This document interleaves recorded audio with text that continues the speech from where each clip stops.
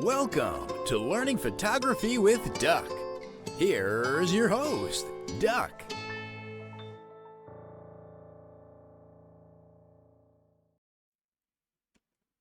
Alrighty, welcome to another edition of Learn Photography with Duck. As always, I am the one and only Duck, and I hope you guys are staying cool. I know it's a little muggy today. It's been a little muggy the past several days. The AC's been kind of running nonstop at home. So, anyway, before we get started, we were discussing a little bit of this just before the recording started. I do have a couple events coming up this month. At the end of the week, it's my annual multiplicity photo shoot. We haven't done it in a while because of COVID, so it's nice to get back into it. But if you are in the Hamden area and wish to join us, we're going to be getting together at 4 o'clock at Hubbard Park. Bring your camera, bring a tripod, and bring some ideas, because the concept behind a multiplicity photo shoot is you photograph yourself several times within the scene, interacting with yourself. So part of the challenge is to kind of come up with a little story that you're going to be able to tell in front of the camera, because you are going to be your own model. You're going to be working in groups, so your partner is actually going to be using your camera. So in the end, you take home your photos of yourself on your camera. It's also a nice way of getting familiar with other camera systems. It's good to have an understanding of what other camera types are out there. So if you're ever stuck, you can work your way around them. I encourage, if you want to do like costume changes, I usually tell people, keep it fairly simple. It's super easy to change accessories, hats, scarves, things like that. I know it's summertime, but you can probably come up with a variety of accessories that you can change. I usually bring a bunch of different types of shirts that are easy to change. And props. Think about the props that are going to be effective for your story, and bring them along and see what kind of interaction you can get. The next Monday, instead of doing a regular Q&A, it's going to be devoted to compositing these images. So all the images that we take for the photo shoot, I'll be showing you very simple procedures on how to compile them together into one image. So hopefully if you attend Saturday, you'll join me on Monday, the following Monday, to follow through on that. Okay. The other thing, in conjunction with Milford Photo, I am doing a flash photography workshop. This one's going to go diving really deep into the fundamentals. It's not the thing I hate about some of the lighting workshops that I've attended in the past is when the instructor kind of says, okay, well, if you set your camera this way and you set the flash this way and you put it here, you're going to get good results. And then they invite you to go ahead and take pictures. And then by the time you get home, it's like, okay, what did I really learn? All right.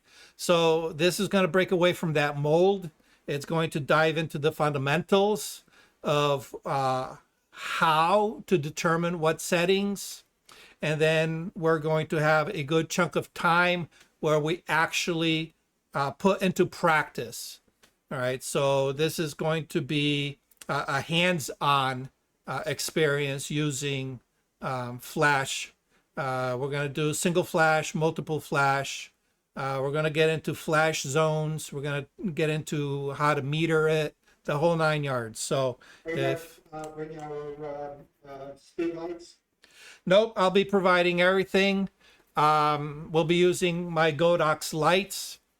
I've asked Jesse if he can provide triggers for non-Canon systems because I only have a Canon trigger. So he says he's going to bring a Nikon and a Sony trigger. And, you know, when you sign up for the event on Meetup, there it will ask you what kind of camera system you are using. That way we make sure that we have the appropriate triggers. Yeah, go ahead. The one thing I would want to know, and this has been brought up in North Haven, watch out for raccoon eyes. Yes. So I don't know how to prevent doing it, and I'd like to know what I would be doing that would cause it, Mm-hmm. and what I would have to do to prevent it. Yeah. Well, a big part of that is shadow control, and that's something that I've not heard very many local instructors who teach Flash talk about. How do you control your shadows? You know, how do you establish your ratios? So that's, again, something that we're going to be playing around with. And of course, light placement in order to avoid, you know, the heavy shadows in the eyes, things like that. Lightroom. I don't like to spend No. time editing that I have. You gotta get it as right as possible in the camera. Yes. Yeah. Yeah, but if you don't, you still got Lightroom. You still got Lightroom, yes. And God knows I've had my share of fixing mistakes. I find that I make the most mistakes when I'm rushing. And that's something that I struggle with. I try to rush through things, and it always binds me up. So Well, when I did 2 seasons for Life Touch, one of them in the studio for Christmas time and the other outdoors for baseball, they said, you got to get it on the camera because they don't do editing. They just take it and process the film, but there's no correction. yeah, yes. Anything where you're doing what's called volume photography, school systems being one of them. Yeah, you want to minimize your time because you got to think, all right, let's say you're working conservatively in a small school that maybe has 500 students. If you're spending 10 minutes on 500 images, you're going to be spending days editing. And you don't want to be doing that. So it's critical to get it right in camera as much as possible. That's why, you know, Life Touch had a system of where you place your lights at what power, you know, and how high up and at what angle, because they knew that if you had it that way, you were guaranteed results. It was repeatable, and you know, not to be disparaging, but any monkey can do it. And that was the workflow, you know. They also have where you're supposed to put the person in a certain place, and if you put the person in the right place, a light will go on up on the ceiling. That's sort of like, okay, you're here. And if the light doesn't go on, if the person is not in the right place, it's almost like in baseball. You know, Wow. you watch a baseball game and you see where the ball has gone. Yeah. Well, you know, obviously bulk photography has its place, but there's no, I don't know, to me, it just kind of sucks the life out of it. You know, there's no experimentation. It does, and a professional told me not to mention that I've done that. If I do, just say I did it for the experience. Yes. Because the girls, look down on that.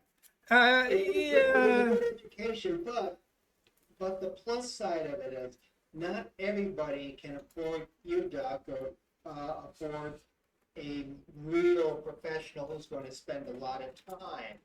Well, And so this kind of photography is good for a family that wants photography, but they just don't have the money to spend. Right, right, right. Yeah, it's The clientele was consisted of families who can't afford, right. that. But you have to understand, that was their business model. That was their what's the term? Their demographics that they were targeting. Yes. You know, I have friends that are professional photographers that do a lot of bulk photography for schools, and it's part of their business model, and they enjoy it. Me, I couldn't do it.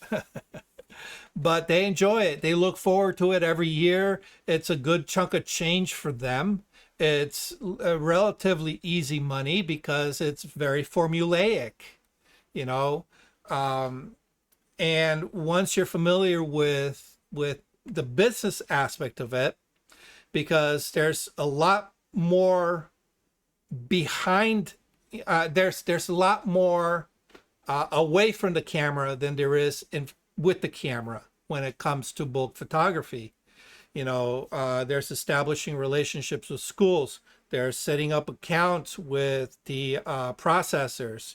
They're setting up the envelope system. There's the order tracking, the whole 9 yards. In order to be able to deliver a photographic package to parents at the end, and be able to do it, economically for them, and be able to deliver a product, free of flaws and misfires and, oops, I'm sorry, I didn't get your daughter because they moved, they're blurry. That doesn't cut it, So What I there's, learned most about lighting from that is the settings are already in the camera. You can't fool with them. yep, Is for portrait sports photography, you have to go out and stake out the place. And the manager told us to use sun surveyor light to figure out where the sun was going to be in front of you in the 10 o'clock position or the 2 o'clock position, or maybe it was 11 and 1, I can't remember which, but the sun has to be in one of those positions, and you had a flash on the camera. mm-hmm. So the flash took care of lighting the person, and the sun in the 10 o'clock or 2 o'clock, took care of the lighting. And plus, you had to go stake it out and make sure you had a place where, you didn't have a fire hydrant. Yeah. Or a cell phone tower, that type of stuff. Yeah, absolutely. Absolutely. But, but you mentioned that, if you want to get higher end clients and if you want to create a higher end product, you can't work with those formulations. To a certain extent. All right. While let me take that back, because if you establish a look, a signature look, there will be a formula to your lighting. All right. That comes through experimentation. That comes through a lot of testing. That comes through a lot of, hiring models or doing free shoots until you get that look dialed in that you want. But the thing is, if all you know is a formula, when something goes wrong, you get lost. You're like, now what do I do? I don't know the fundamentals. The formula's not working. Instant panic mode. But if you understand the fundamentals and you can say, okay, the formula is off because of X, Y, and Z. This is how I fix it in order to get back into that formulaic look. All right. And that's where, really understanding how light works comes into play. And that's what separates the professional, portrait photographer from the, studio photographers that only know, how to set up the lights to a formula and click the button. So anyway, I was going to say something else and I can't remember what now. We were talking about lighting. Yeah. Oh. I started talking about Yeah. How many of you are comfortable going outside, setting your camera without metering and taking a picture and having it come out good? I'm pretty comfortable with it. Awesome. I do enough situations in my event photography where, where I know where the sun Yeah. is. And so I've shown, you come to my workshop. I Yeah. know where I have to, if I'm doing people actually hiking, I know I have to do, as a rule, as a general rule, speed, speed priority, shutter priority, or else do aperture priority. Those are my general rules. Right. But I break my rules. I don't like to go more than 400 ISO. But the new camera that I just bought that's mirrorless, I can go out in the woods. It can be dark in the woods, and I have people hiking, and I can zoom up that ISO and without any problem. Yep. And even if it is a little grainy, you're out in the woods. People are going to be half in the shadow, anyways. Right. It's the woods. It's not a studio. Exactly. And not only that, the noise that's available is just so, powerful that, you could be shooting at extremely high, 64,000 ISO, and you run it through the denoise and it looks like, it's 800 ISO, or if you're lucky, even 400 ISO, so anyway. Also nighttime noise at nighttime doesn't bother me either. I mean, number one, it's nighttime. And if you look at a TV newscast where they show a camera outside, it's noisier than anything I'm going to take. Oh, yeah. Yeah, and you know what I find too? And again, this is going to, societal expectations. Everybody is so used to seeing, unfortunately, seeing very degraded images from their cell phones that, when they see it in a commercial, it's like, okay, yeah, that kind of looks like what I get from my cell phone. So they really pay it no mind. It's funny that you say that, because I stopped doing cable access TV because, of course, we just didn't have the budget to make it look like Channel 3 or CBS or Channel 8 or any of that. So that was part of the reason why I stopped. Then when COVID happened, reporters were working from home and working from their cell phones.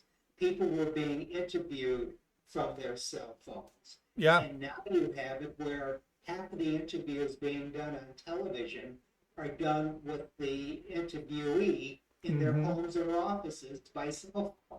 Yeah. And I just noticed this the other day. I can't remember what commercial. I think it was one of those insurance, like maybe Liberty. No, I think it was like one of those insurance commercials. All right. When taking video with your cell phone, what did they used to teach you? Hold your cell phone like this so that you have it in landscape. All right. But of course, TikTok and everything else, everybody holds it like this because that's what the majority of people were doing. Oh, let's get a video. And they'd hold it like this, and also you just get the strip. Oh, I hate that. Big pet peeve. What does it take to go from this to this? You're still going through the same actions and it just fits better. But I was watching a commercial and the video part was shot like this. It was shot to look like a TikTok video, and then they had text in the blank area. And I'm thinking to myself, holy friggin' cow, how unprofessional is that? But Hold on a second, Doug. The target audience for the product may have been people under 25. that's it. Exactly. Exactly.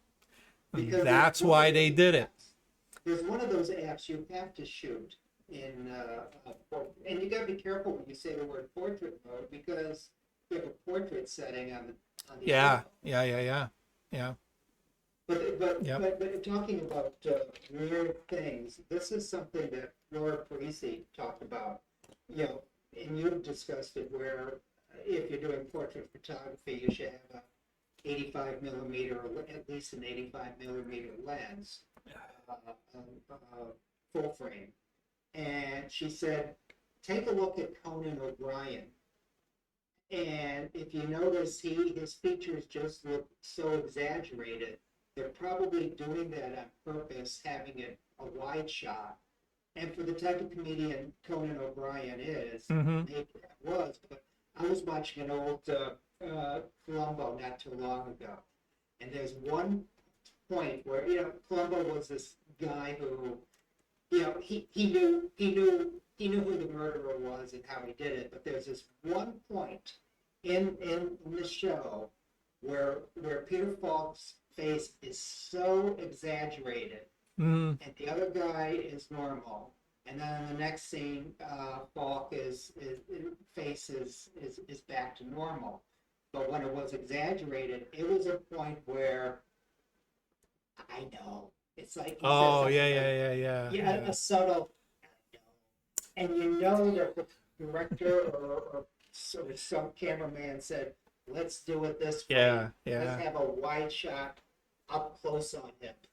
Yeah. Oh yeah, absolutely. And that is the average person would have noticed that. right. And that's where you know, understanding your equipment and the effects that it gives plays into your, you know, your bag of tools, you know. So but anyway, I know a few of you already signed up for the workshop, and I thank you, and I look forward to seeing you on the 22nd. So bring your camera, bring your nice fresh memory card. If you have a Godox trigger, for, you know, if you're already using Godox system and you have a Godox trigger, you know, throw that in your bag and bring it with you. So, but anyway, Jesse said that he's going to be providing whatever triggers are not available. So, all right. Okay, so that's that for what's coming up. I think PPA is going to be doing something at Harkness towards the end of the month. I have not had any confirmation on that, so I don't know. I've gotten to the point where I'm not going to be chasing after them, because every time they put something together, it's like nobody shows up. So, okay. All right. So in preparation for today's workshop, I couldn't remember because I failed to write it down. A couple weeks ago, I said that I had a topic for the Patreon only session that I wanted to do, and I can't remember if it was on It was a pen. the pen. Okay. I couldn't remember if it was that or if it was on blend modes, you know, because it was pen. it was the pen. Okay. All right. So we can put it up to a vote for today. I can either get into the pen today and save blend modes for the Patreon only, or we can keep the pen mode for the Patreon only and do blend modes today. The pen would be great today if everybody else has it. You know, there's not a lot of, most of us may not have it. Well, no. The pen mode on Photoshop, not pen as in Oh, this. how about pen? How about the pen? We do the pen? Okay. Yeah, because I always use the brush, and I tried the pen once because I wanted to do a narrow spot, and it didn't work right, so I used the brush. Okay. All right. So let me pull up. Okay. Let me hold on. Give me 1 second. Let me pull up classroom stuff here. All right. Okay. Switch this over. And let me share screen. Oh, it would be, hold on 1 second. Be nice if I windowed projector, full screen. There we go. Now share. There we go. Everybody should be seeing my desktop with Photoshop. Okay. All right. Let's switch over to Photoshop. File. I'm just going to open up a I'll just create. There we go.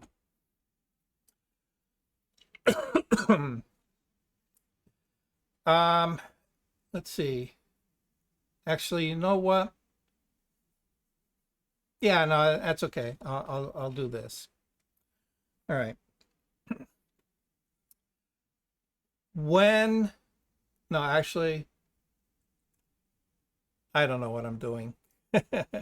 Let me go ahead and open this this image here. We'll do Control E and send that over to Photoshop. There we go. All right. Here we have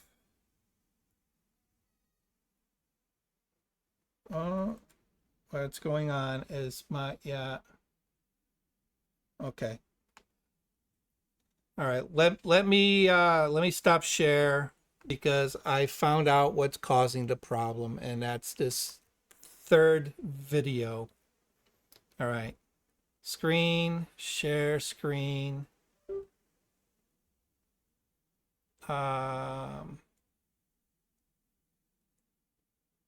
Windowed.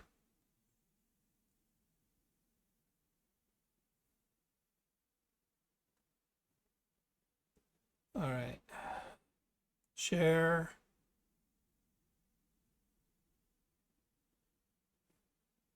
Where is it?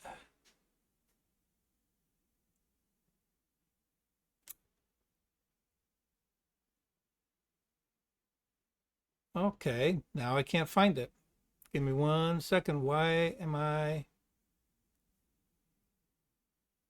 put window to content?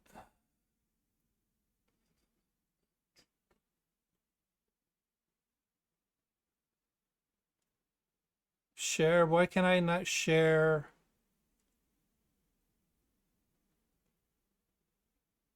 Portion.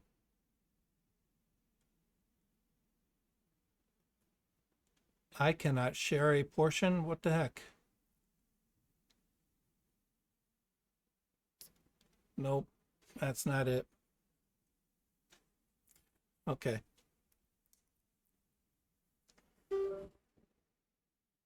Let's try one more time here.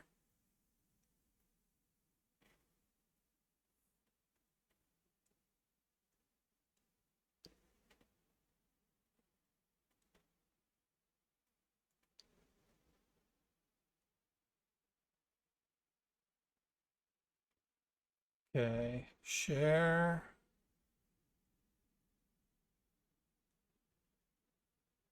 Yes, no, maybe. Give me a second.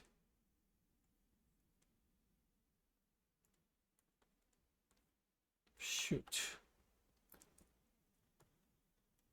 All right, it's gonna give me problems. I gotta figure out something else here. Okay.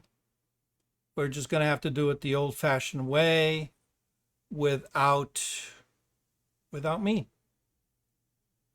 It's that simple.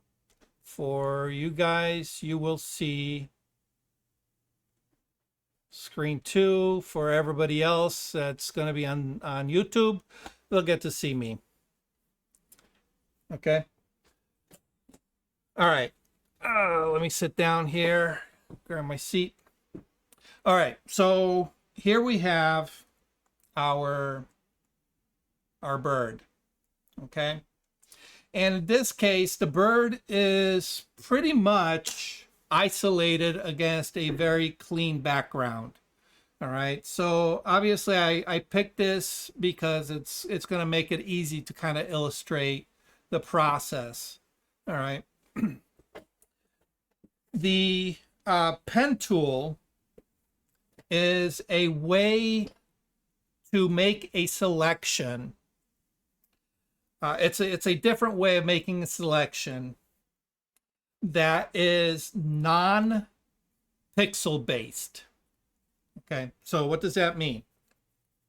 All right, so if I want to isolate this bird, all right, one of the earliest ways was we can take the lasso tool, right?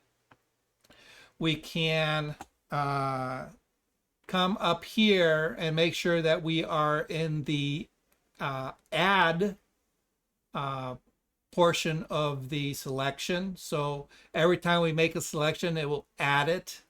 Okay. So if we zoom in, for example, I can take the lasso tool and I can just, let me turn off that screen. Let's try that again. All right. Ooh, you're not. Okay, here we go. We make a selection. All right. And obviously you can see that it's not the easiest way of working. All right. And we just keep kind of just working our way along the edge of what we're trying to make a selection of until we are done. And of course, this is kind of a little time consuming, and you can see that Photoshop or Adobe has put in a lot of effort to make this process a lot easier, because it used to be very time consuming in order to make any kind of selection the old-fashioned way. All right, but if we were to zoom in, hopefully you can see that okay. You can see that my selection stair steps because we are working with pixels and the pixels are square. All right. So, Doc, this is with a lasso? this is with the lasso. This is with the lasso. This is a traditional method of making a selection. All right. And it's a little awkward because now if I want to, if I go outside of, I need to now switch over to the negative or the subtract mode, which is easy enough. We just hit the Alt or Option key and we can draw that way, and it will not undo it. It will basically remove from the selection. So we can work our way around and very tediously just make our selection, right? Again, this is the old school way. Fortunately, the method of making selections has gotten a lot better with AI. All right, so now let me just back this up a little bit. Okay, we can go to the object selection tool and we can go select subject, and we wait a few seconds. The AI is going to come back and it's going to say, all right, here is our selection. All right. And of course, it's not perfect. We have to kind of come in, and wherever it misses, we have to again get the lasso tool and fix whatever issues we had with the AI's selection of the area. All right. Everybody's familiar with this, I'm sure, right? And here it is, this part, we need to take away. So hit the Alt or the Option key and we remove that little section and we just make a way around. All right, and here it is. Didn't do a very good job with the talons. All right, left a bunch out, and we clean it up. It's part of the workflow. When you make a selection, you want your selection to be as clean and as precise as possible. So that way, if you're doing any kind of compositing, it makes the compositing a little bit effort. If you're doing any kind of layer adjustments, it makes the layer adjustments, that much better without getting halos, the whole 9 yards. All right. So that's using the lasso tool. That's using the AI tool. All right. But the problem is that the way of making those selections is a little rough. All right. Especially if you're working with a mouse.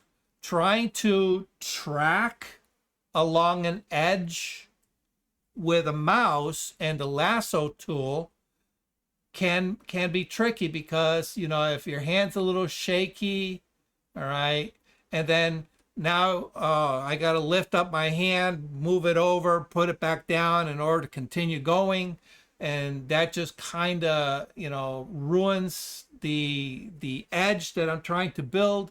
It's just a big pain in the ass, all right? If it has a lot of edge detail, it becomes a pain in the ass because now, in order to get a very precise trace, you need to zoom in. All right, so now what happens is, let me just remove this. Now what happens is you're working with little sections of the screen at a time. All right, so you have to build, shift, move, build. All right, shift, move. Here's, come in here, fix that, come in here, fix that. All right, now I got to shift, move. All right, and make your way all around the perimeter of whatever subject you are trying to create a mask for or a selection for. All right, so it becomes cumbersome, it becomes slow. All right, so for things like that, I would suggest looking into using the pen tool, because the pen tool does not work with pixels. The pen tool works with vectors. So what are vectors? All right, so here, hold on, let me go ahead and I'll just add a mask here. Okay. All right, there's our mask. And now if I wanted to, I can go ahead and drop a solid color. We'll just make it, really crazy, drop it behind here. All right, and I'm isolated. All right, and then now I just have to go in and manually clean up these things a little bit, okay? Which is standard anytime you build a mask, all right? Oops, there we go, okay? All right, so let me go ahead and make a copy of that and remove the mask for that one. All right, we'll delete the mask. Okay. So another way of doing it is, like I said, is using the pen tool. All right. And the pen tool allows us to place strategic points along a path. So let me show you how that works. Well, first let me introduce you to the parts of the pen tool. Right. So the pen tool looks like this little quill nib right here. If you don't see it, if it's not part of your toolbar, just come all the way down to the bottom, and where it says edit toolbar, you just go there and make sure that you take it from here and you put it into, or you take it from here and put it into the toolbar section. All right, but you should have it. You should have it. Okay.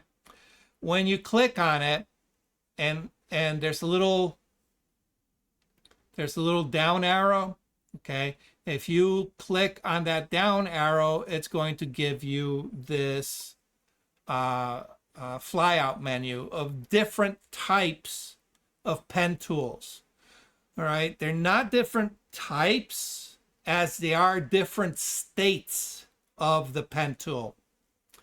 And for the most part, I'm going to show you how you don't need to worry about any of these, because they are all accessible from the basic pen tool just by utilizing shortcut keys.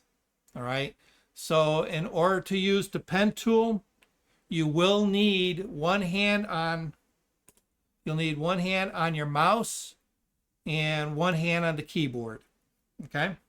But it's relatively simple. All right. So what is the basics of a pen tool? All right, let me go ahead and zoom in here. I'll just find a blank area. The letter P toggles my pen tool. All right. And in this case, on the screen, I'm just going to see a little target. Okay, my little reticle target. Okay, nothing fancy.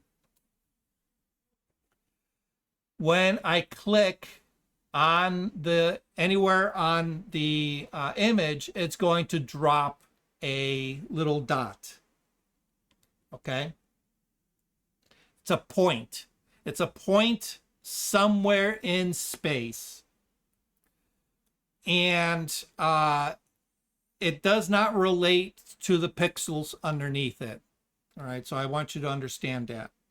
Okay, it's just a point somewhere on the screen. And if I go over and I place a second point, what it's going to do is it's going to create a line between the first point and the second point. Okay, and there's my second line. Now, if I continue, I can place another point and it's going to connect it. And if I come back to my origin here, place another point, it's going to make a connection. And then if I click on my original point, it's going to close it. Okay. So I normally use it for making selections. But the other thing you can do with the pen tool is you can make shapes, and they're vector shapes. Now, what is the difference between a vector and a raster? Okay, well, as you can see, I built a rectangle. Let me make it into a shape. I built a rectangle with 4 points. So all I did was say, click, I moved, click, move, click, move, click, come back to my original point, click, and I have a shape. Now from this, the beauty of this is independent of any pixels down below. So that means it's not going to follow that's kind of like stair stepping that happens with a lasso tool. Right? It's just going to make a straight line between point A and point B. Now I can go to one of these points, all right? And if I press and hold the control key, you're going to see that the cursor changes from a reticle to an arrow. And if I click on that point, I can now drag that point and move its location. Try doing that with the lasso tool. All right. I can also come anywhere along any of these lines between 2 points. I can, without any key presses, I can click on it and I can add another point. All right. And now if I press and hold the control key, I can take that point. All right. And now you're going to notice something interesting here. I've created a curve. All right, so let me zoom in here a little bit. Okay.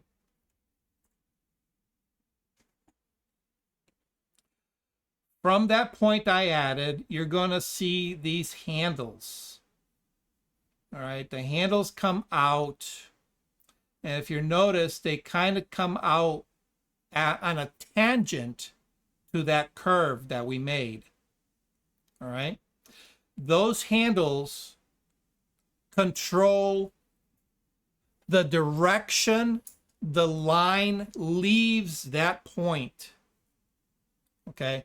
So from this terminal right here, or this point right here, we have this handle that comes out. So now if I grab, let me go back to my pen point, control, if I grab that handle, I can shift and rotate that handle. I can make it longer and I can make it shorter, and it's going to control the direction that line leaves from that point. Now, if you notice, when I moved one, it also moved the other. Okay? Because these two sides are currently linked. But we can unlink them. If we use the Alt key or the Option key, I can take that handle and now I can separate it independent of the other handle that I initially manipulated, and it creates what's called a cusp. All right, so basically it's just a bend in the line at that point. And once I have a cusp, I can just use the Control Option key and move these two lines independently. All right, now if you notice, let me zoom in here. Okay. Where's my pen? Oh, Control Z.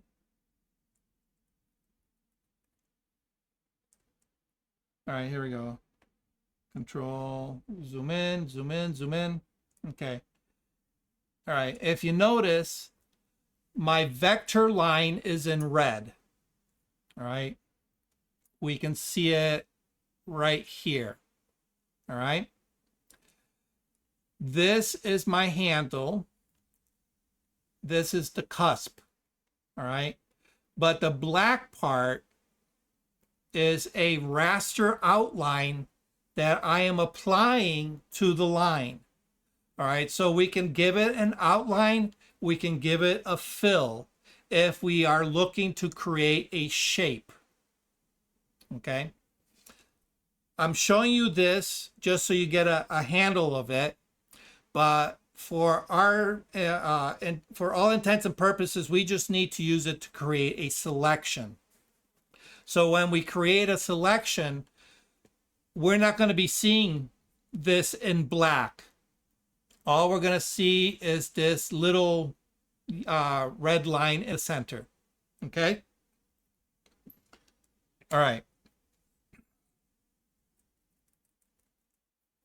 So how can we use this in our workflow? All right. Well, first of all, any questions about placing a point and what the parts are, the handles to the point? Any? No? Okay. So we have points. Actually, here, let me go. We have points. We have the vector between the 2 points, and then we have the handle for each point. Okay, that one and that one. All right. I'm going to go ahead and delete that. All right, and we're going to go back to our bird. Minus. Okay. It takes a little while to create a selection with a pen. All right. At first, it's probably going to be really, really tough for you because it does take a while to get used to. I'm going to be upfront and honest with you right away. It can be very frustrating at first. All right, because it's very easy to forget which button you need to press at which time. And then all of a sudden you're dropping points all over the place and you're trying to control the points and it gets out of hand, out of control for you. All right, so what we're going to do is we're just going to make our way around the wing. So I'm going to select my pen tool. I don't have to get too close, all right? But because there is a little bit of detail here on the edge of the wing, I also don't want to be too far away because I want to be a little bit precise with my line placement, okay? So it all starts with 1 point. Now, where do we place our 1 point and where do we place our subsequent points, okay? Let me go to the previous one that I did with the lasso. If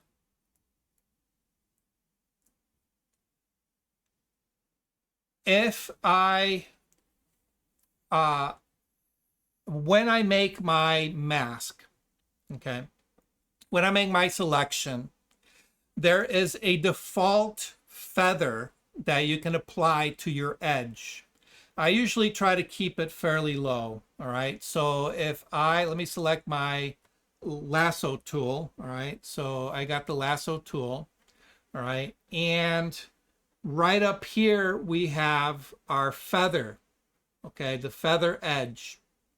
What this means is when we go from a selection to a mask, how soft is that edge going to be? All right. So let's go to this bird here. All right. I'm going to let me see. I'm just going to I'm going to put the mask down here to 0. All right. And I'm just going to make a little selection here. I'm just going to go just to show you what I mean by this. Okay. Let's say that's my selection. And from there, I say, okay, I'm going to make a mask. So I click on the mask icon. And there is my new mask. All right. Let me turn that off. All right. And if we zoom into the edge, you're going to see that at 0 feather, that edge is pretty sharp looking. All right. Now we can come into the mask and we can smooth out the mask and we can add a little feather in order to make the transition from object to background a little bit easier through our mask, right? Everybody, you should understand this concept already. We go, okay. Now see how nice and smooth that is? All right. We can do this right away by increasing our feather. All right, so let me go ahead and delete that. All right, I'm going to give the feather edge 6 pixels. All right, I'm going to go ahead and just make a quick selection. I'm going to add a mask. All right, and you can see that 6 was pretty radical. All right, that 6 pixel, it goes 6. If this is my line, it goes 6 pixels in, 6 pixels out. All right, so that's our feather from here to here. All right, let me get rid of that mask once more. I'm going to give it a feather of, let's give it a feather of 2. All right, and I'm going to make another selection. I'm going to give another mask, and you can see that it's still fairly soft, all right, but it's not as soft as the 6 feathers, all right. So we have to keep in mind when we're building any kind of selection, we have to keep this in the back of our head, all right. We do this when we're doing a selection using our raster tools like the lasso and the polygon tool. All right, we're going to have to keep that in mind when we use the pen tool as well. All right. All right, so we go to the pen tool. Okay, and what we want to do is we want to make a selection. So if we go up to the top, here's our pen tool selected. The next one over is you have an option of path or shape. Pixels is blocked out. We want a path. We don't want a shape. We want a path. Okay. Once we start building our path, the rest of it will start lighting up. But what I need to now do is decide where along this edge. All right, so if this is the outer part of that feather edge and this is the inner part of that feather edge on our object we want to select, we want to actually place the line that we're going to be creating inside that feather edge. Okay, oops. Is this still a 2 pixel range? Well, in this case, we're actually going to be using the vector, so we don't need to worry about that just yet, okay? But we don't want to place, when we start building our vector, we don't want to place our vector on the outside, okay? We also don't want to place it on the inside. We want to kind of split the difference of that feathered edge. Okay, and that feather edge is visible on your subject. All right, so if we zoom out a little bit, okay, see how it's a little soft. See how it's a little soft along this edge.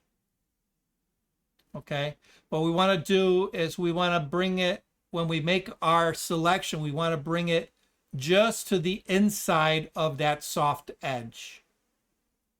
So that way, when we make our selection, we kind of remove that little bit of a haloing, all right? Because we go from, let me zoom in here. we're going from white of the bird to blue of the sky. And right in here, it's a blend of the two. Okay, so there's a blend of the two colors right here. So we want to avoid that blend because that's what causes halos around our selection when we cut it out. Okay, so we want to go inside of that soft edge. We want to be right in here. Okay, so keep that in mind, but we'll be doing it through vectors. Okay, all right, so we get our pen tool. Let me back this up a little bit. And we're going to place our first point right there. And it doesn't matter where you put it. I usually like to put it in a cusp. And again, remember, a cusp is where it goes in at, you know, it makes some kind of an angle. Okay. My next point, I have to make a decision because now I need to not make a straight line, but I need to make a curved line. So the way we make a curved line is we place a point, and then before lifting off, we are going to drag that point. All right, so we have a first point here. We're going to come up, and I'm going to pass the curve. All right, let's just say right here. And when I place a point, notice it makes a line. But as long as I keep pressing my mouse button, all right, and I drag, now I get these handles. And these handles allows me to manipulate the curve between point 1 and point 2. Okay. And as long as it kind of sort of follows the curvature, you're good to go. Now, here's the wonderful thing. All right, I'm going to go ahead and place another curve here. All right, and I'm going to, again, I can manipulate it. All right, so what I want to do is I want to manipulate it so it kind of follows the contour of that wing. All right, I can now press the shift key, slide over, and then place another one, place another one, place another one, okay, place another one, and every time I do this, I can drag that handle, and if I watch the results of that curve, I can make it match. It doesn't have to be exact, all right, but we can pretty much follow what it is. All right, so now we come to a terminator. But let's say, for example, I messed up somewhere. Well, like I showed before, if you press and hold the control key, you're going to see that your cursor now has changed. And now I can come into any one of these points and make an adjustment. All right, so if I say, oh, I went too far out, I didn't go out far enough, I can make those modifications. Now, let me zoom in here. Okay. You can see that these lines are not following the pixelated image. It is independent of the raster image. All right, so the raster is the pixel-based image. All right, the pen is vector-based. So you can see from this point to this point, it makes an arc. All right, and I can take that point, press and hold my control or option key, and I can modify that point. And I can modify the angle at which it leaves. Okay? Which brings us to our first problem. All right? We have a point here that doesn't continue along a nice curve. It actually comes to a cusp. So now I need to create a break in my line. All right, and this is where getting used to that control key, alt key comes into play. If I press and hold the alt key, oh no, where am I? Where's my pen? If I press and hold the alt key, all right, and I come to, let me see if I can zoom in here. If I come to the end, it's not going to let me. If I come to the very end of my handle, I press and hold the alt key. Notice that the cursor changes. And now I can break and change the angle. All right, and what I do, I changed my opacity for some reason. Okay, so now I've created a cusp here. All right, we have one handle here, we have another handle here, which is going to create this little angle. Okay, so from here I can continue building my selection. So let me back this out a little bit. All right, I'm going to come out here. Oops. Make sure that you click on that last the terminator there. All right, to continue. All right, and I can go ahead, Control Shift. I can, all right, come back, click on my last point. Anytime you make a change, you want to make sure you pick up from where you were. All right, the other way you can do it is if you know you come to a cusp before you let go of the button. If you press and hold the alt key, you can go ahead and break that curve. All right, and we just continue along. All right, now, like I said, it does take a little bit of practice, okay, on how to build your curves. Okay, so Alt. All right, now here is where it's time saving. All right, so here we have something where we need to basically just do a bunch of curves. All right, so here we can go into the cusp, come out, make sure that the curve kind of sort of matches. It doesn't have to be exact.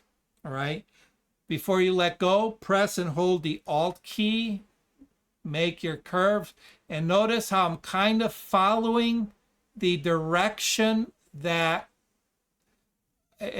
of the next curve. This is the next curve. I'm following the tangent out of that curve before coming into my next one.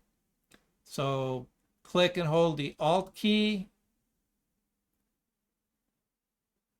Click and hold the alt key. Match the output. All right. In this case, we go a curve, then a straight line.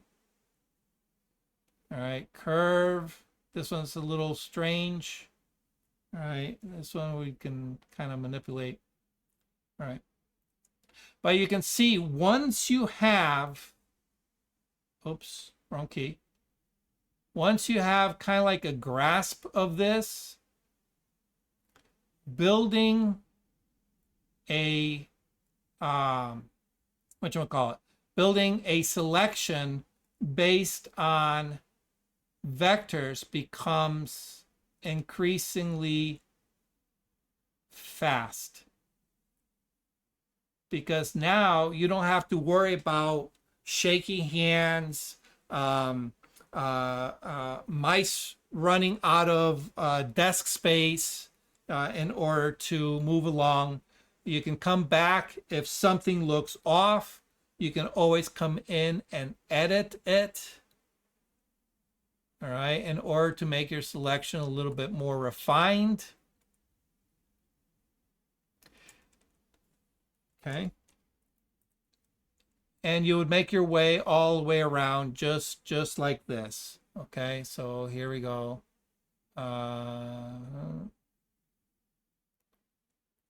Let's see if I can kind of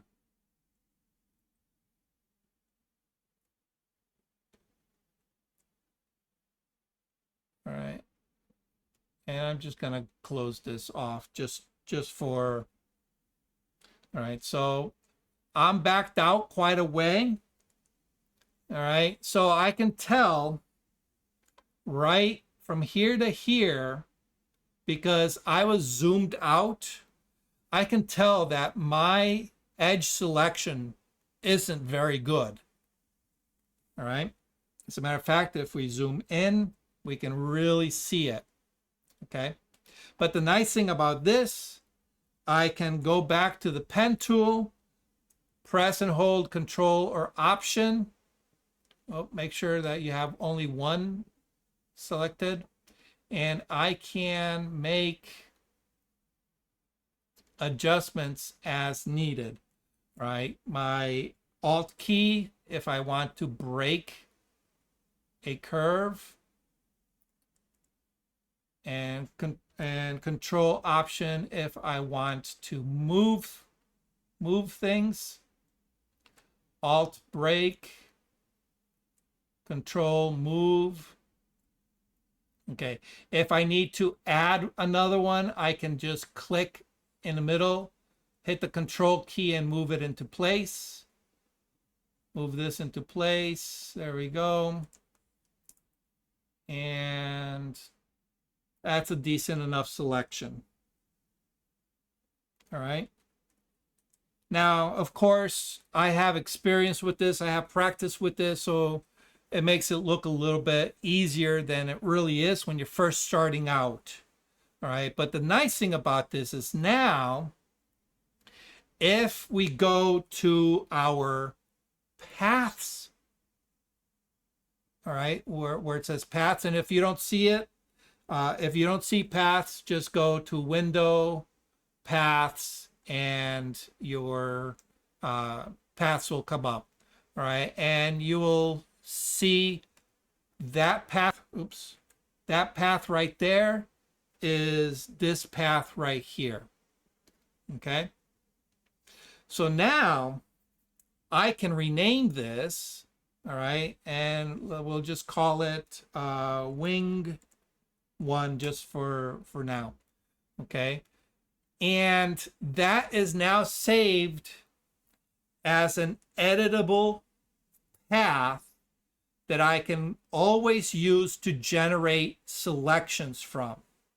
Okay, now in this particular example, it's fairly easy. It's just a single subject that we can remove from the background. But imagine if you had a scene that was a little bit more complex with multiple objects, you know, and if you create a path around each of the objects and you save them, when it comes time to doing your editing and making masks becomes a breeze. Okay, so now let's say I want to make a mask from this.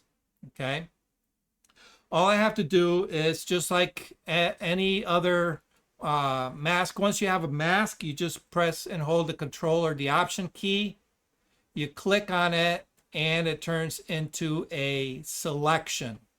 All right, but if you notice, my vector path is still there. All right, it's still there, it's still accessible.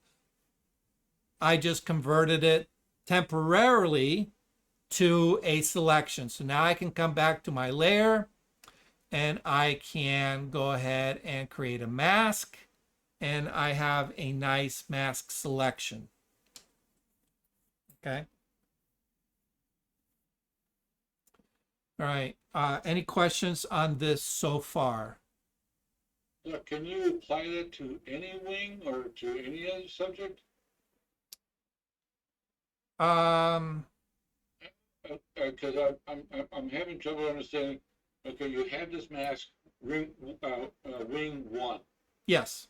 So can you reuse that Yep. mask Yes. on wing? Yes. All right. So, okay. Let me go. Let me dump that mask. All right. All right. And we'll put it into play here. All right. So we go, let me zoom into just the head. Okay. All right. Click, drag, click. All right. I'm just going to go very quickly. I'm going to build myself a mask just for the head. All right. Of the oops, Alt, Option. There we go. Alt, Option.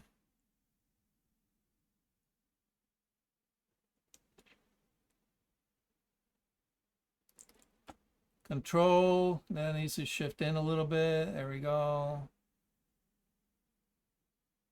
Alt, break. Now I come to the other side. I build my line. Build my line. Alt to break it. Build my line. Alt to break it.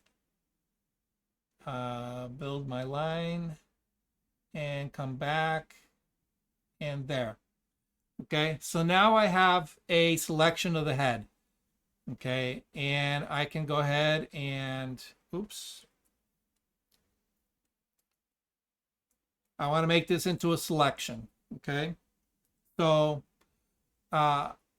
if you need to edit it for some reason, you know, we can go ahead and let's go ahead and just move this down here a little bit. Oops. Alt. There we go. Okay. Now I need to make a selection. All right. So again, we said that here it is. It's saved in paths. It's labeled as work path. Okay. Anytime I make a new path, it's going to add it to this work path. All right. So if I want individual sections, I'm going to come over here. I'm going to rename it and let's just call it head. Okay. So now I have wing one. I have the head. Okay. And if we come back out to the layers, all right, up, I'm still in the pen mode. All right. If we come up here, we can see that now we have three things that are available to us: a selection, a mask, and a shape. All right. I don't want a shape because in this case, I'm looking to work with selections and masks. All right. The mask is lit because this layer does not have a mask on it yet. All right, so I can go ahead and click on mask. All right, and there's my mask. All right, but now you're going to notice something a little bit different. If we zoom in, it's a very clean mask edge, right? Watch this. If I go back to my pen tool, all right, and I control click on my vector mask, all right, I can go, let's see, what do I want to do? Well, let's say I need to, for some reason, shorten this, okay? Notice that as I make changes to my vector, it is making changes to the mask, all right? Because we have created a vector mask, not a raster mask. All right, so that's why you see it kind of gray. Okay. This is great if you need to edit the mask on the fly. All right, for any reason. Typically, personally, I don't use vector masks all that often. I kind of like the ability of modifying my edges that raster masks allow me to do, with the feathering and the density. Okay. That's something that's not available in a vector mask. But the vector mask is great because you can always edit on the fly. All right. Let me zoom out here. All right. I'm going to get rid of that. Delete the vector mask. Okay. I still have that vector available because remember I renamed it. Okay. You have to rename it. All right. In order to save it. Okay. So now I don't want a vector mask. I just want a regular mask. So I have to first convert from a vector to a selection. And right up here, we have selection. All right. And this is normally the button that I press. Okay. And now we have the option of applying a feather to that edge. All right. Normally, I don't do it here unless I know specifically what effect I'm going for. I usually tend to do it after the fact. Okay. But we want a radius feather of usually either 0 or 1. Okay. Anti-aliased is going to be checked. All right, because that. Do you guys know what anti-aliasing is? I can never say that word. No, okay.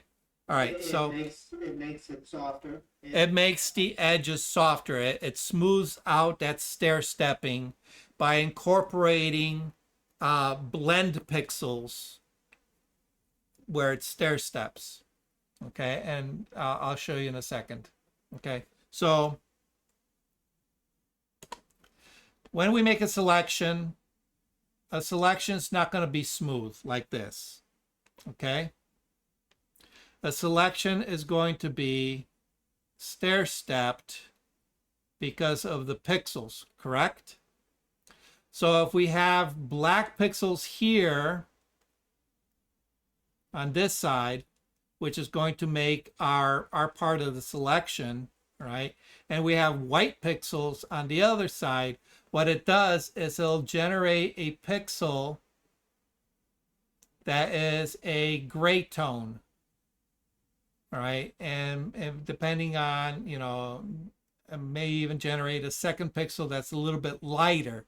So what it does is it transitions from, in this case, it'll transition from black to white, all right, by adding additional pixels that soften that blend. So that's what anti-aliasing does. All right, so now I have the head of the bird selected. All right, and let's say instead of a mask, I want to create a levels adjustment. Okay, so we add a curves adjustment, and as soon as I add the curves adjustment, it's automatically going to make a mask based on that selection. It's the same thing as if you had made a selection the normal way with a polygon or the lasso tool. Okay, and if we look at it, all right, let me zoom in. All right, see those gray See those gray pixels? That's the transition between black to white. That softens the edges, okay? It gives the illusion of a smoother edge, okay? So now I have a mask that allows me to do whatever I need to, okay? And as you can see, that the edge of that mask is very sharp, all right, in relation to the bird, okay? The one thing I like about a raster mask over a vector mask is that now I can come to the mask and I have the ability to add a feather to the edge. So now it just kind of feathers it out a little bit. All right, see that? The other thing is I can double click and I can enter my mask utility tool where I can do other things. Aside from feathering, I can contrast, I can shift my edge inward, outward. I can manipulate that a lot more as a raster mask, all right, than I can as a vector mask. Okay? All right. But getting to your point, Alan, so now I have a path that I used for the head of the bird. Okay? So now what I can do is I can come here, right click, and I can duplicate that. And I'm just going to call this beak. Oops, I can spell beak. Okay? And if you notice, I now have two identical ones. One is called the head, one's called the beak. All right? But I can go ahead and select the pen tool. Okay? And let's see if I can do this with the zoom. No, zoom tool. All right. When I hover over, yeah, it's not going to let me do it with the magnifier. All right. When I hover over a point, what's going to happen is that icon's going to change, and you see the pen tool with a negative symbol. All right. That allows me to delete points. Remember now, this is all editable. I can now change my, whatchamacallit. I can change my path. All right, so now I can, let me just move these handles out. I'm gonna create that.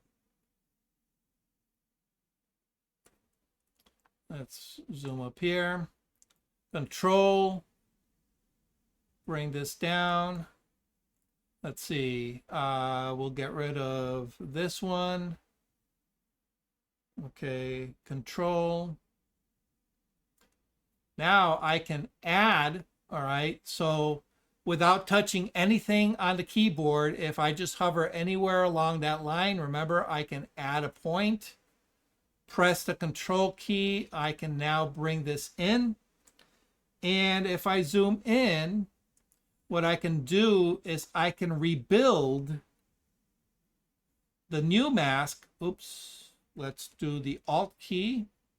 I can rebuild the new mask, or I'm sorry, the new path, just by manipulating, adding and manipulating a new path. Okay.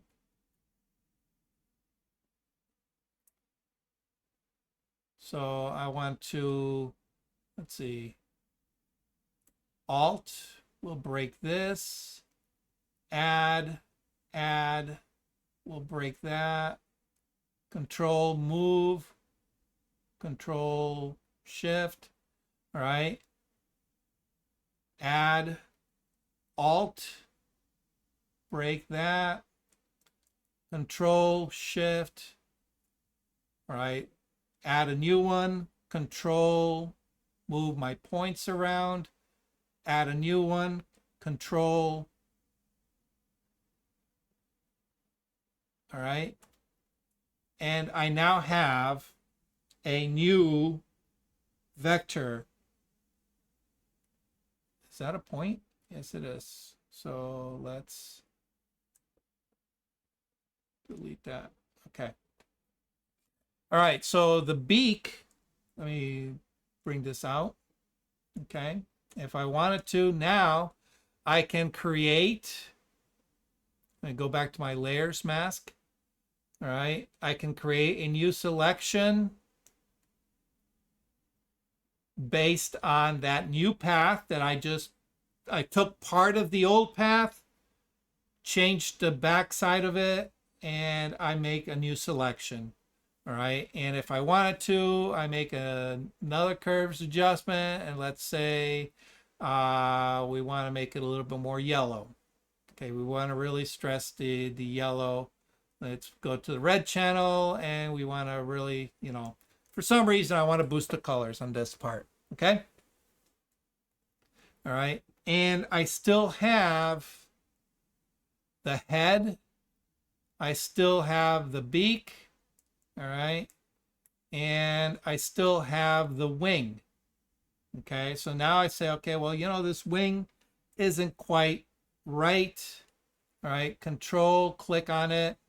I'm going to add a point. All right. Alt. We're going to convert that. And I'm going to bring this here. Okay. And Alt. We're going to make this into a curve. All right. So now I can expand on that wing if I wanted to.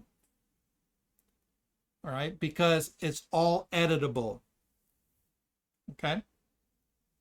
Now, obviously, on an image like this, you're not going to have a lot of different parts. But let's say, for example, you're doing something with architecture. All right, and you want to select all the windows, and you want to select all the arches. All right, and maybe you want to do the entire building, the outline of the entire building. All right, and maybe it's got a roof line, and you do one for the roof line.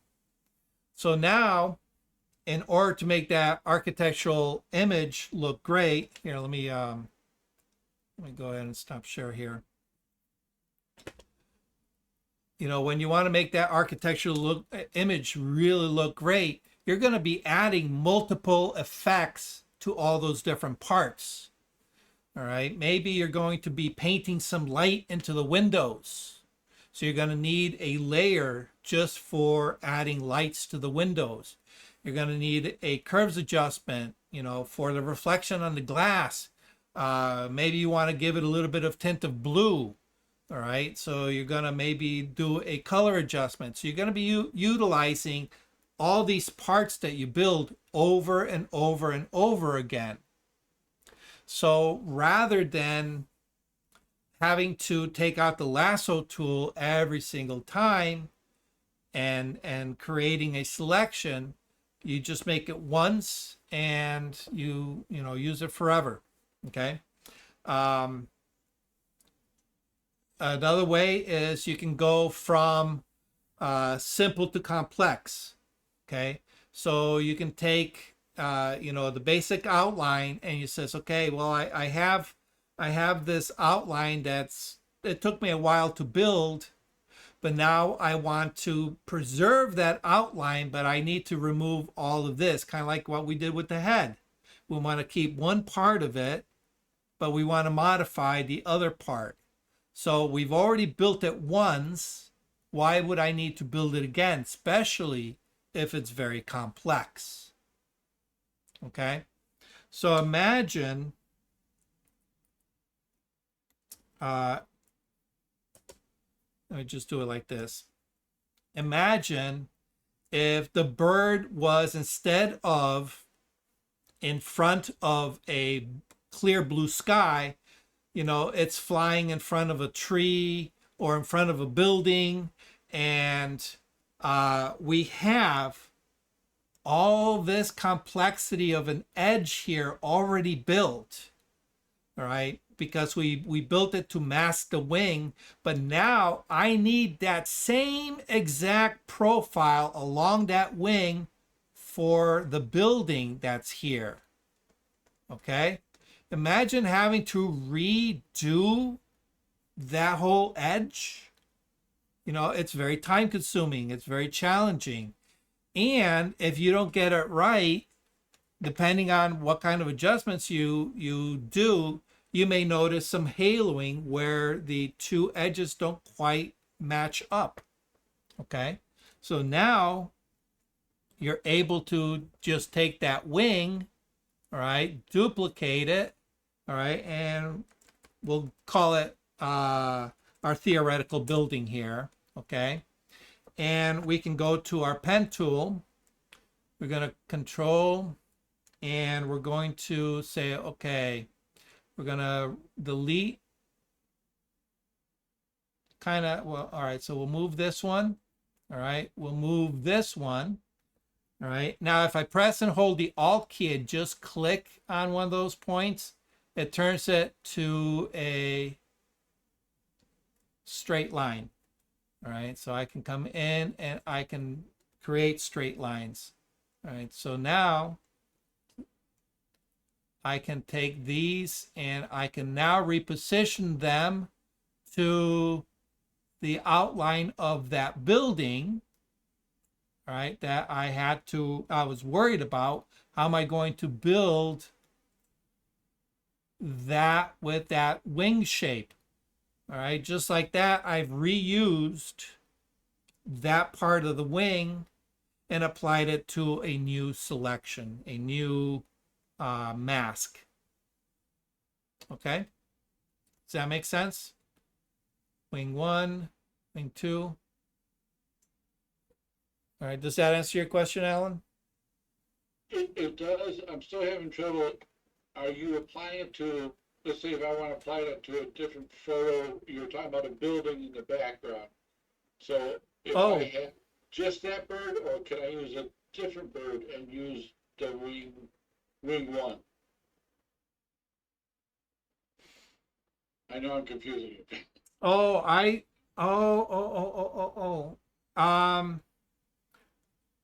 Like for example, let's say there were two birds here.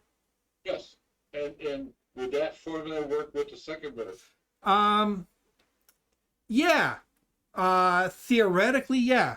All right. Again, what you have to do is you know, say to yourself, okay, how similar are the two birds? Ken? Obviously, if I were to take that wing,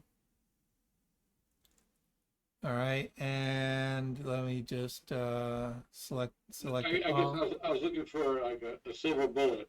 Actually, every photo is going to be different. Yeah, the outlines are going to be completely different. So right. Now, if I try to apply that, I will have to come. This is where, all right, in theory, yes. If it shares enough similarity where you can, in your head, justify what's going to take longer for me to redraw it or for me to shift these into the correct place on the new wing. All right. You answered my question. I understand that. Yeah. So sometimes, yes, I find that if you're working with very simple geometrical shapes, absolutely. You know, in architecture, you build one window, and there's 5 of them across. Absolutely, take it, apply it, and then just, you know, you might have to adjust for whatever scale as, you know, as it recedes into the background, you know, perspective scale. Okay. But yeah, absolutely, you can utilize it. Okay. All right. So let me go ahead and I will get rid of that. Okay. So how do we know where to place our points in order to make this a little bit easier? Okay. This is the part that's going to be the most confusing. Okay. Can everybody see my, if you expand your screens full, can you see this okay? Or do I need to share the screen again? That's fine. Yeah, okay. All right. When we use the pen tool, put that back in place here. When we use the pen tool, we make a point, okay? Then we move over, we make another point, and the computer is going to draw the line between those 2 points. Okay, everybody gets that, right? Okay, so what we need to do is determine where do we put our points to be, one, effective in order to be able to manipulate the line between point A and point B to match the contour of our subject,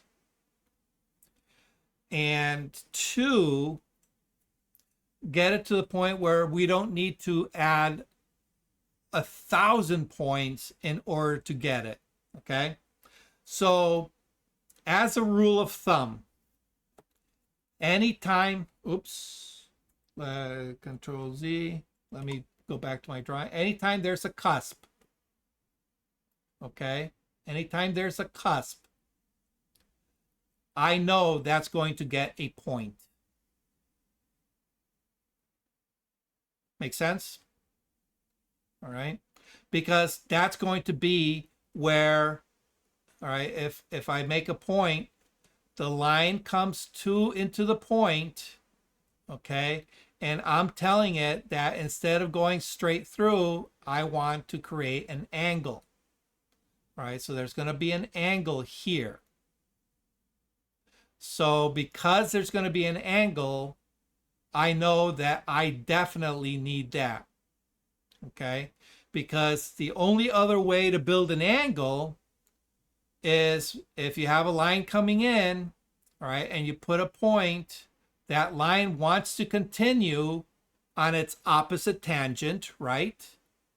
And if we need to make a bend, if I put another one here going out this way, it's going to want to connect this to this somehow. All right. So this is a little bit sloppy because now we have to come in and manipulate the little points that come out, right? We need to manipulate that in order to get this. So it makes sense to put one here to begin with, right? All right. The other one is when we have curves that are not simple curves. All right. So what is a simple curve? All right. This right here, anything that creates a little bit of an arc is a simple curve. All right. So think of it as a portion of a circle. All right. A more complex curve is one that creates more like a U shape. All right. Because it requires more maths for the computer to figure out that the tangent, the arc tangent between point A and point B has to go out way out here in order to create the line in here. All right. So it makes better sense to turn that into a simple curve by having simple curves or segments of an arc between those. All right. So one trick that I've learned, because I do a lot of vector illustration, and vector illustration uses this exact principle, is that I am going to look for tangents. Oops. Let's go back to my drawing. I'm going to look for tangents that go up and down or horizontal. Okay? Those are the kind of tangents I want to look for. All right? Because they're easy to spot. Okay? So we have a point here. All right? And we have an arc. Okay? And if we were to take a straight line, oh, I can draw a straight line. All right. If we add a straight line and when we bring that straight line across, it's going to create a tangent somewhere around here, right? And it's going to be right about there. Okay. And if we were to keep to the up and down, left and right, the next tangent is going to be right here. And then we have a cusp. All right. So if we look at it, from here to here is a simple curve. From here to here is a simple curve. Make sense? And from here to here is a simple curve. All right. Now, if you notice, in the example I did with the wing one, I actually placed a point here and I point here and I bent the curve around it. It's a simple curve with a little bit more of a oomph, a little bit more of a turn on one end. All right, so it can be done. We just may need to finagle it a little bit. Okay, but in this case, these tend to be simple curves. All right. So we can very easily go from cusp to cusp and build simple curves. Okay. It's when we get into compound curves that becomes a little bit trickier. What's a compound curve? Compound curve is a curve that curves one way and then the other. But if we look at it, we have a cusp here and we have a cusp here, right? With simple curve, it's S-shaped, but it's a simple curve and a simple curve. Okay. So this section here, all right, we notice that it kind of indents. There are no cusps. I can draw really well. There are no cusps, really. All right, it's I keep missing my button. It's a simple curve, simple curve, simple curve. All right. But there are no tangents that go up and down or left and right. Okay. So now we have to make a decision how we want to build these simple curves. All right. We already know we're starting with a cusp. Okay. And we have a simple curve to here before it switches over. So a simple curve can be like this, it can be like this, or it can be like this. Okay. In this case, we have something like this.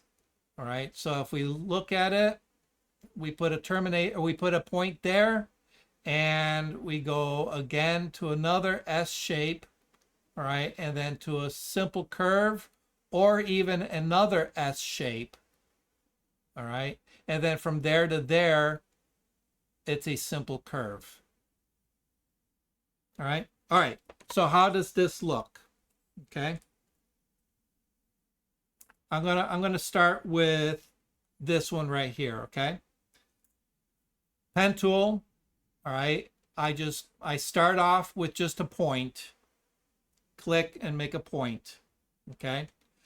I come to a curve, all right, which is very long, and I'm going to go ahead and put a point there, and I'm going to drag.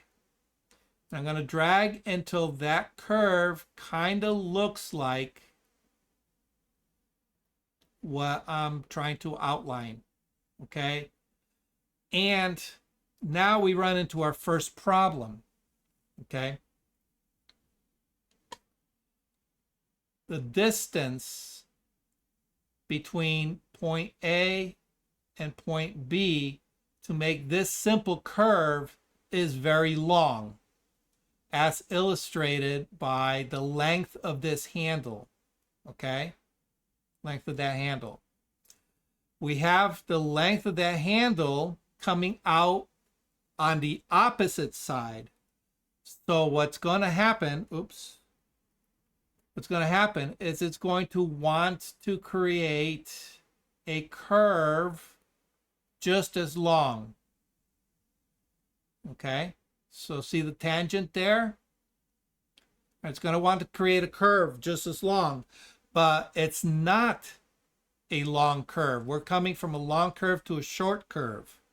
Okay, so now if I place a point, all right, here, you notice that that curve really went sideways, all right, because it wants to take it long. Okay, so what do? If we understand how Photoshop builds vector lines, we can anticipate it. So let me back this up. We have our first point. We have our second point. We're going to build our long line. And I know I'm going from a long arc to a short arc. So while pressing the control key, pressing the alt key, I'm going to back this down. Okay. And I'm going to make that short in order to make my next line, my next curve short. Okay. And then here we're coming to a cusp. So I'm going to press the alt and we're going to take off. Notice how I match the opposite angle. Okay. And then from here, if you need to adjust, very simple, you press the control, the option key, and you make your adjustments as necessary. Okay. Make sure you always go back to your endpoint. Here we have a simple curve, and we have our first tangent. Okay. And what I'm doing, even though I am on the outgoing handle, I'm looking at the curve that I just created. All right. And I want to keep this up and down as much as possible. Okay. And then my next curve is going to come here. And notice it's horizontal. And then my next curve is here.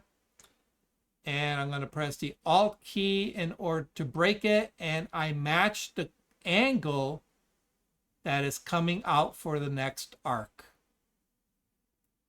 Okay. And then we come into our cusp. Alt break. I match my angle. Come to the next cusp. Alt break. Match my next angle. Cusp, alt break, match my next angle, come to the next point, alt break, match that angle. All right. And pretty soon you're going to be able to finish that wing really, really quickly and really, really easily. Of course, I'm making it look easy because I got practice. You will need to practice with this. And let me tell you, as many I've been doing, well, part of my problem is that because I do a lot of vector art and I've used a variety of vector programs, each program handles the way vectors are made in a totally different way. Photoshop is probably the most complex way ever. All right. Because they try to make it as simple as possible. Okay. I know it's kind of an oxymoron, but they try to make it so that you're not shifting between one node state to another.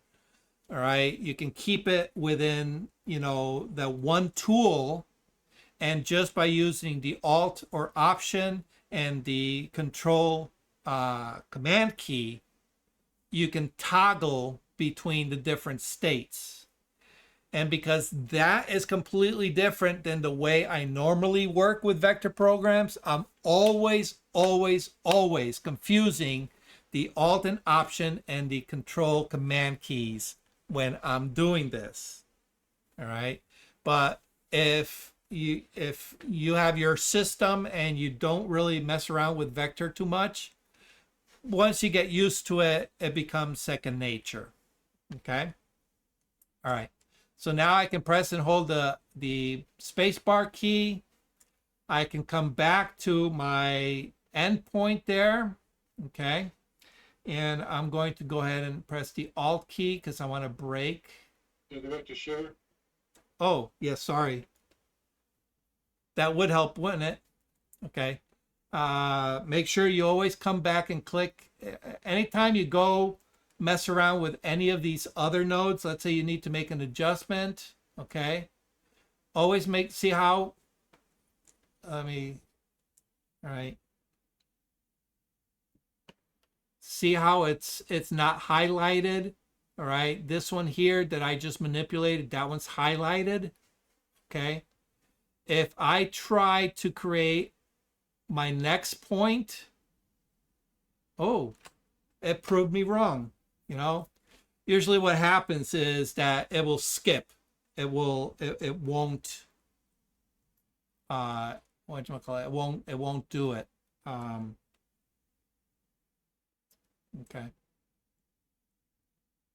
All right, so Control. All right, come back. Alt, angle. Come in, Alt, angle.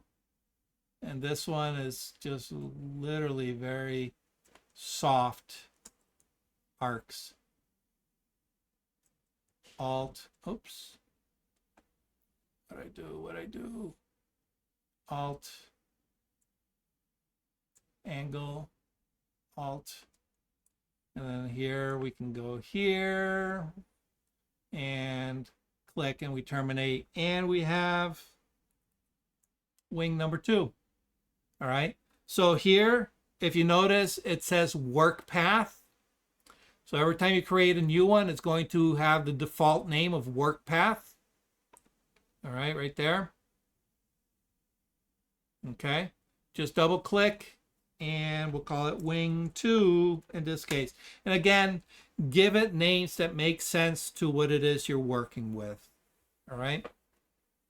All right. And if you want, you can create one for the body, you can create one for the legs, and create one for the sunglasses it's wearing, and the Arc de Triomphe it's flying through, and create one for the people that are watching the strange bird fly through the Arc of Triomphe. You get the point. Okay. All right. And again, I want to make a selection. I come up here, hit selection. I don't want to give it a feather radius. It will keep the anti-aliasing. Actually, let me turn that off. Let's see what it gives us. Okay, turn that off, and I'm going to create another curves adjustment. Let's see how that looks.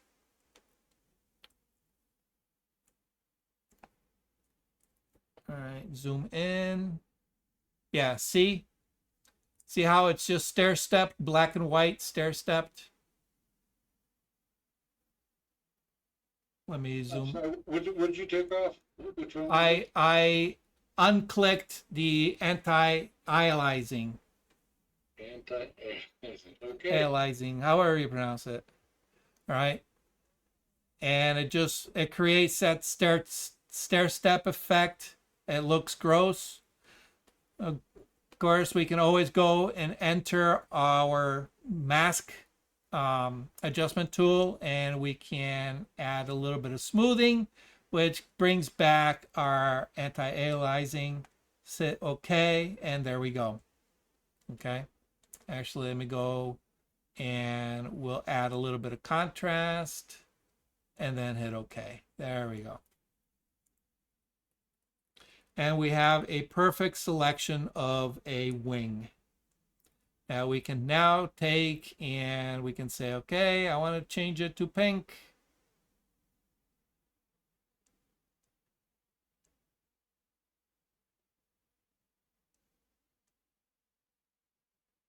Ta-da! And I got my pink.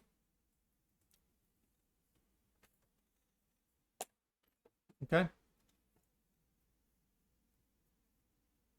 Any questions on the pen tool? I know it's a rather complex subject, but it. What? How did you change it to pink? Could you just review what you did? Say that again, Karen. How did you change the wing to pink? Oh, I just did a curves adjustment. Curves adjustment. I added red. And I added a little bit of blue. And I added a lot of magenta. That's it. You have your own species now. I have, yeah. You know, black-headed pink. What is it? Rodan.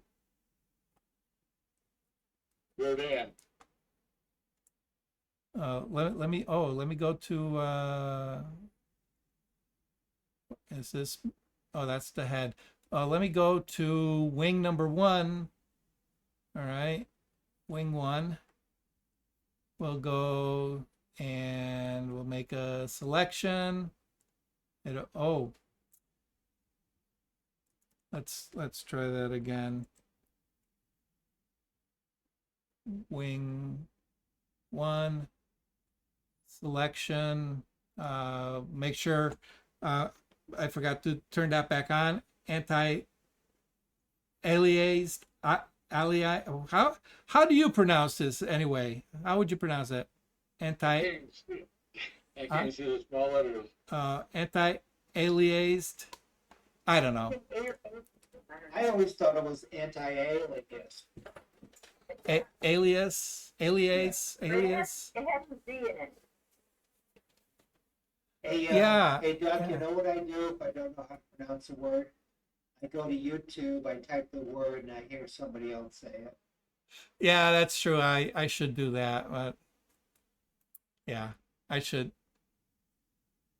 You know that's going to happen as soon as we're done here. I'm gonna do just that. All right, there we go. Oh, there we go. That's my bird. That's my bird. All right, and I can come in and I can get myself a nice soft round brush. Okay, and black is my foreground color. Oh no, I'm sorry. Let's make white as our foreground color.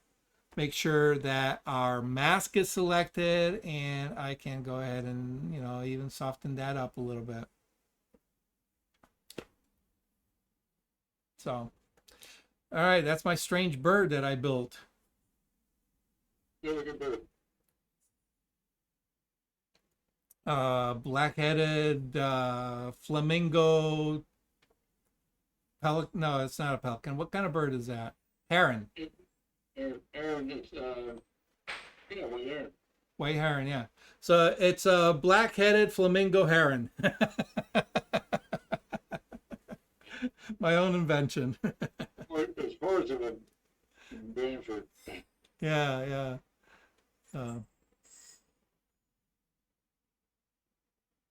Okay. And we'll just. There we go. Okay. Any questions on the pen tool? I suggest, you know, start with something simple and play around with it. And just remember, the only two keys you need is the control command key or the alt option key. All right, the control command will allow you to move your points around.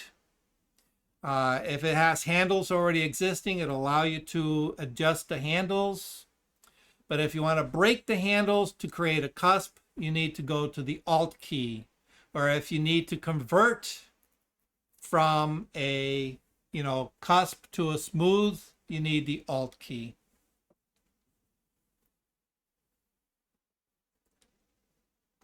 All right. Now, all that does is if let me switch over to the desktop. Zoom in. All right. Hopefully, I don't know if you guys can see that. All right. Where it says the pen tool, you have a bunch of tools drop down. Okay. And you'll notice that the add anchor point and delete anchor point tool are available. But as you saw, just a regular pen tool will default to those two depending on where you're hovering. So if you're hovering on the line, it's going to default to the add anchor point. If you hover over a point, it will default to the delete anchor point. Okay? And if you press the alt key, it will shift over to the convert point tool. Convert point. Okay. Everything else is, so you don't need any of those added functions. You can get to them right from the pen tool. Right? All right, questions, comments, concerns? Like I said, I always did it the hard way, I still will do it the hard way, but I could certainly see where this would be a shortcut in many ways. Yeah. What could be used to it? Yeah. To tell you honestly, I don't use the pen tool all too often, unless I'm masking. I need to mask something that's a little bit more complex, because I find the pen tool flies through complex masks a lot faster than using like the lasso or the polygon tool. All right, because those they're clunky. All right. Versus enlarging and using a brush. What's that? Versus enlarging and then just using it with a brush. Oh yeah. Well, even if you're using a brush, it's still, you have to be careful with how you build your edges, and if you go over too much, you now have to come back and delete and clean up your edges. So it's a pain in the ass. Like I said, I always do it the hard way. Yeah, but the thing, like I said, the thing that really benefits from the pen tool is when you save it, it will be forever saved with that file. All right, so you can always reuse it. Okay. I don't know how many times I've done a lasso around something, and I've done a let's say I made a mask for a curves adjustment, and I'm working, and I say, oh, you know what? I don't really need this curves adjustment. I delete it, and I'm like, oh, but I need a hue saturation adjustment that needs that mask that I just deleted with that curves adjustment. Ah, had I only known. So having the ability to go back to the paths and rebuild masks on the fly, and like you saw, just duplicate it and reuse it for something else. It really is a bonus, you know. So, okay. Any other questions on any of this? Good. Okay. Thanks, Doc. All righty, guys. Hope I didn't fry too many brains again. No, this is, maybe I'm getting used to it, get my brain fried. There you go. Precisely, we're getting used to it. Yeah, Okay, every good, Monday good. night, I just said, okay, a couple more. All right. That's okay. Well, you guys need to put it into play. Put it, start building it into your workflow. All right. Don't just listen to me and go, oh yeah, yeah, yeah, yeah. I've had people tell me that there's an improvement, which I'm surprised. Awesome, awesome. Cool. All right. Well, that's it for tonight's lesson. So yeah, this weekend will be the multiplicity, and then next Monday we're going to be going over how to combine them. All right. So even if you don't make it to the photo shoot, you know, we'll be doing compositing. So Very good. okay. All right, guys. Stay safe. Hope for good weather. Thanks, Yes, Doc. very much so. Stay cool. Yes. All right. No overheating. All right, guys. Be good. You too. Bye. Thank you for watching Learning Photography with Duck. Brought to you in association with Milford Photo, your local full-service camera store. Located in downtown Milford, Connecticut, Milford Photo offers you a personalized shopping experience. From the latest camera gear to printing and framing services. And, of course, educational workshops to teach you the finer aspects of photography. Don't forget to tell them Duck sent you.